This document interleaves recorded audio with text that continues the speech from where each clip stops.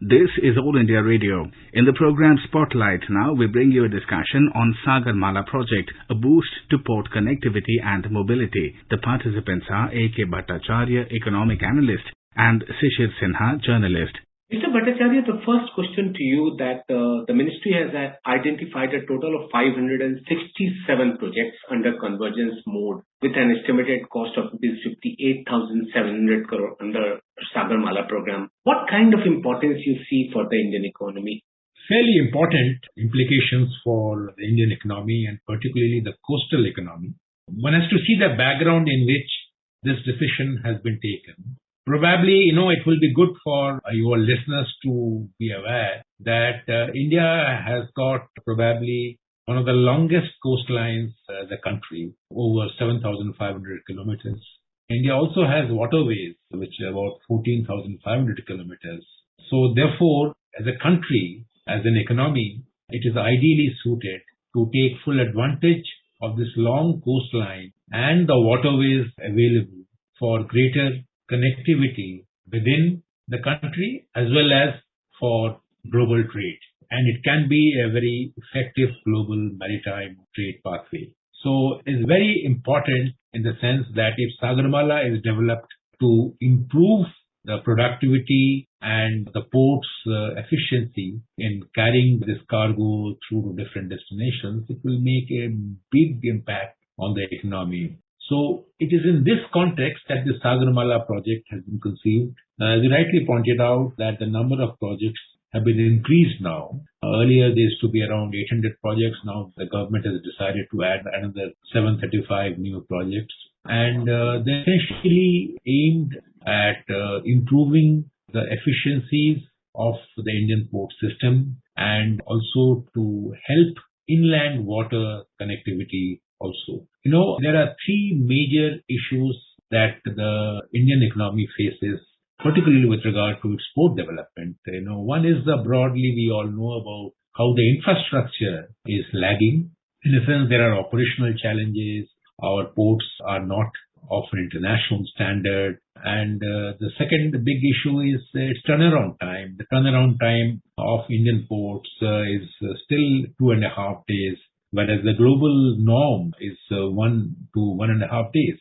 And the third big challenge is that even though the ports are developed, they are not well connected within the country through waterways or from port to port connectivity. So the entire Sagarmala project, by these two various new projects, by committing a total investment of around 6.5 lakh crore rupees, his idea is to promoting direct as well as indirect development of port-led industries.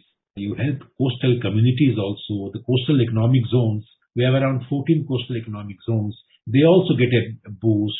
The transportation infrastructure is helped. The logistics costs can be managed. And probably you are aware that the roads as well as the railways, haulage of goods, and the waterway haulage of goods, the cost for the waterway haulage of goods is actually 5 to 6% less.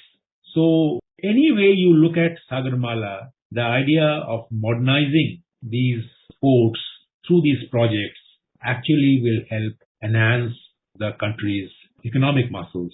The other thing which is very important, you rightly pointed about the logistic cost. When Pradhan Mantri Narendra Modi ji announced about the PM Gati Shakti Yojana, he also talked about the logistic cost. And the most important thing is that we have to bring it down to single digit. And you rightly mentioned about that the cost of haulage in terms of waterway is almost 5 to 6% lesser than road and railways. So developing the coastal area and developing the inland water, how this is going to help bringing down the logistic cost, and that will translate into better competitiveness in the international market? The overall answer to your question is that any modern economy must develop an intermodal transportation network.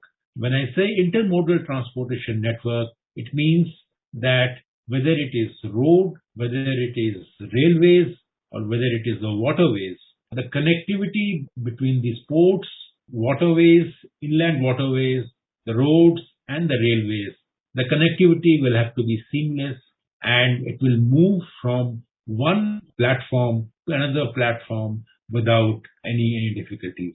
Now, one of the key objectives of these 1,500 projects that are being undertaken under the Sagarmala project is to help achieve that intermodal connectivity, that a good that is imported through export must move into the most efficient and economical mode of transport from that port to this final destination of consumption. Right now, what is happening is that those options are not always available.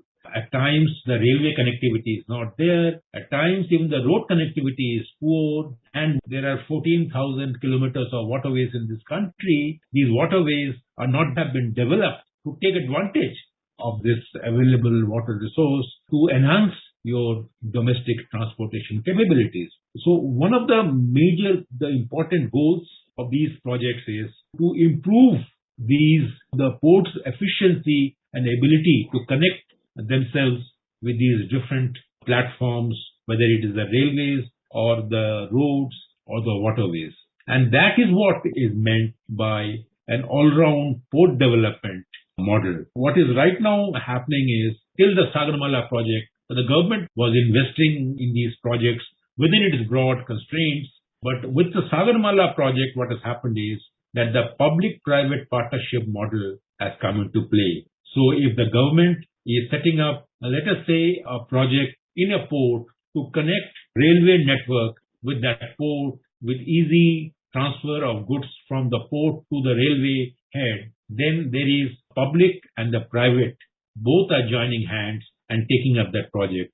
So that one, the government's load of finances, the funding is coming down, and two, that there's a private sector involvement under proper regulation. That private sector economic activity will have a lot of down the line positive impact in reviving economic activity in the country. And finally, let me also say that if you are using the ports more efficiently, if you are using the ports connectivity with the waterways more efficiently, then the overall cost will come down, and the logistics cost in the economy, which right now is around 15 to 16%, should come down and hopefully reach the target the Prime Minister wants to bring it down to a single-digit level. If we talk about the blue economy, why I'm using this word because just concluded Nordic summit when India met various Nordic countries, which was addressed by Prime Minister Narendra Modi. There he invited all the Nordic companies to invest in the blue economy.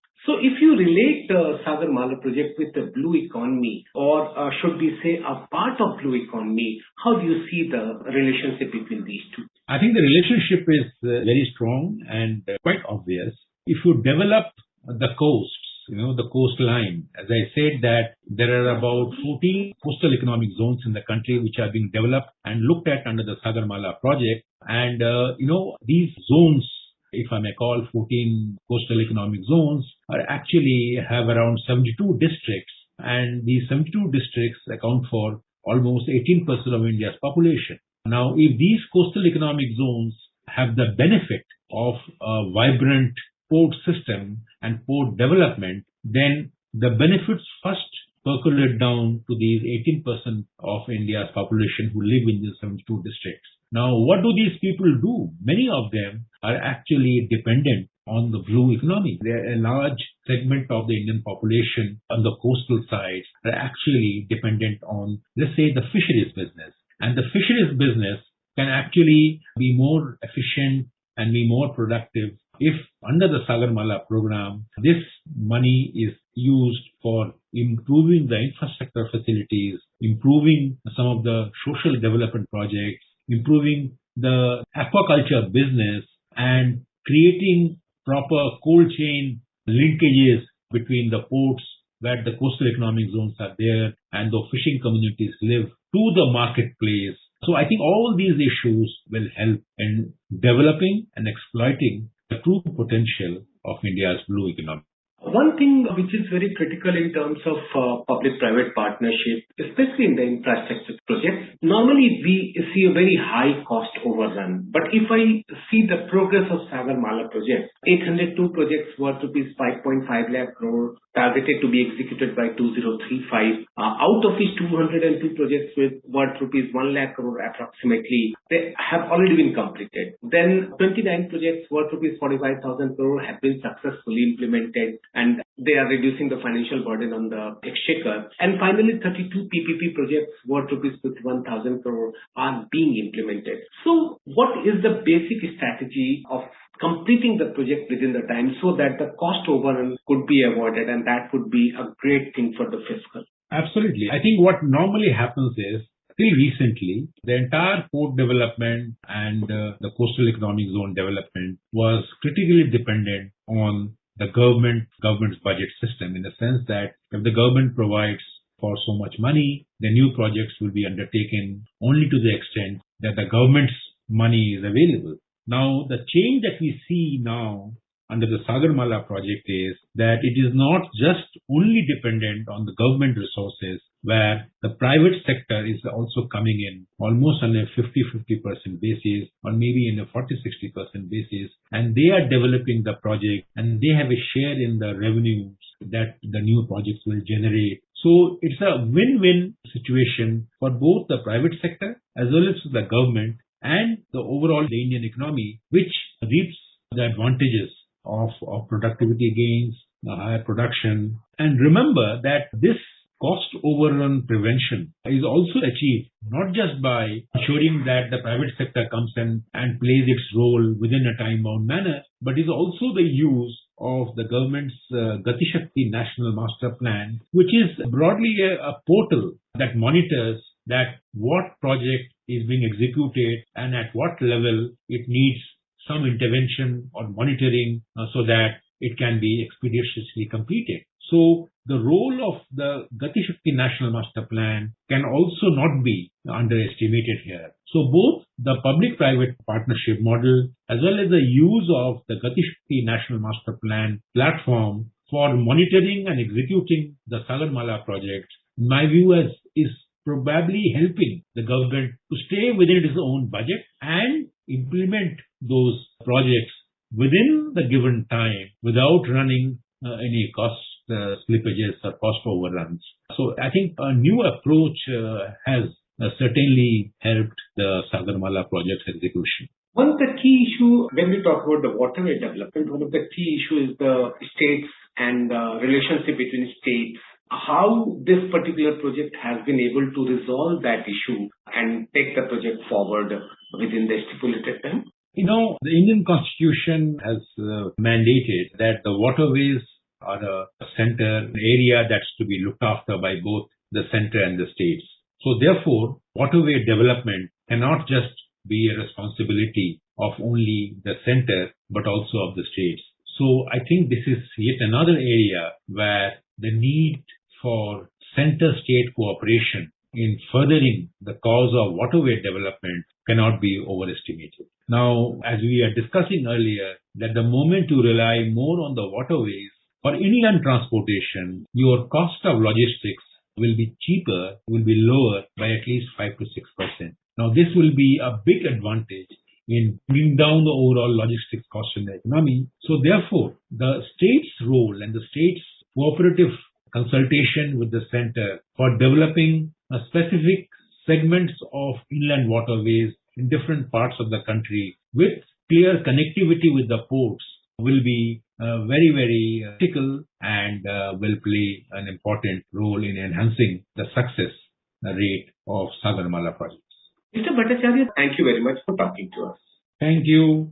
You were listening to a discussion on Sagarmala Project, a boost to port connectivity and mobility. The participants were A.K. Bhattacharya, economic analyst, and Shishir Sinha, journalist. This program was produced and presented by the News Services Division of All India Radio. You can listen to it on our mobile app News on AIR. This program is also available on our YouTube channel News on AIR Official. You may email your opinion about this program at airmsttalks@gmail.com.